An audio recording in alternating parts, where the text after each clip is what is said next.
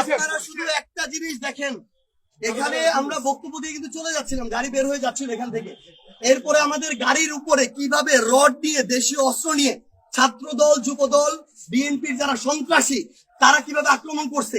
আমাদের মিডিয়ার গাড়িকে নাসিরউদ্দিন পাটোয়ারির গাড়ি ভেঙে চুরে শেষ করে দিছে, ভিতরে পায় নাই। পরে আমি যে গাড়িতে ছিলাম, নাসির ভাই যে গাড়িতে ছিল, ওই গাড়িতে তারা রড নিয়ে গাড়ির উপরে উঠে পর্যন্ত গ্লাসে মারছে। 2 গাড়ি বের হয়ে গেছে।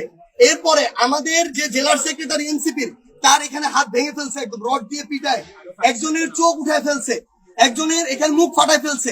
এই ভাইদেরকে নিয়ে যখন আমি সদর হাসপাতালে যাইতেছিলাম, ওই টাইমে সদর হাসপাতালের ওই গেট থেকে আবার ওই ছাত্রদল, যুবদল, বিএনপির সন্ত্রাসীরা আমাদের উপরে রক্তাক্ত হামলা চালায়। এবং আপনি দেখেন রড দিয়ে আমার হাতে পর্যন্ত পিটানো হয়েছে। উনি আমার জেলা এনসিপির সেক্রেটারি, আপনার দেখেন ওনার হাতের কি অবস্থা করা হয়েছে, রড দিয়ে কিভাবে পিটানো হয়েছে, এখানে পিটানো হয়েছে।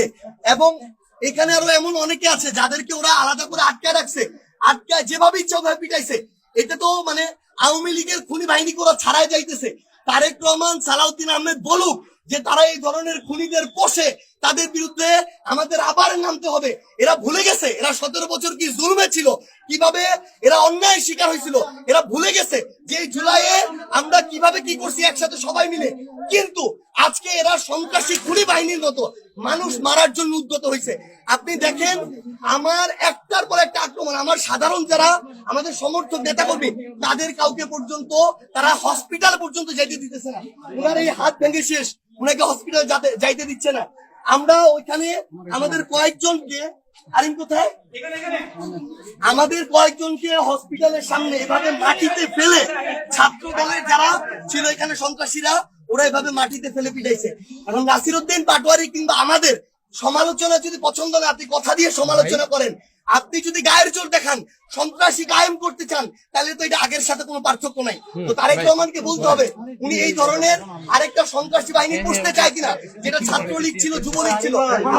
তাদের সন্ত্রাসী কার্যক্রম আপনাদের প্রতিযোগিতা হচ্ছে ভাই, ওকে ভাই, আপনাদের প্রতিযোগিতা হচ্ছে।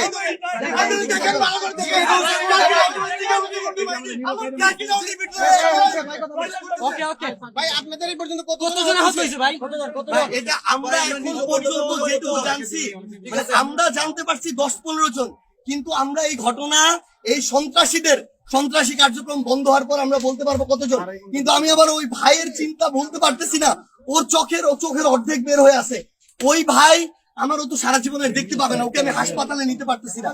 আমাদেরকে এই খুনিরা, এই সন্ত্রাসীরা, জিকে কৌশল এই বাহিনী, এটা তারেক রহমান, সালাউদ্দিন আহমেদ বলুক যে তারা এভাবে সন্ত্রাসী পালবে, এভাবে দমন করবে, আরেকটা স্বৈরাচার কায়েম করবে, তাহলে আমাদের যা করে আমরা তাই করব।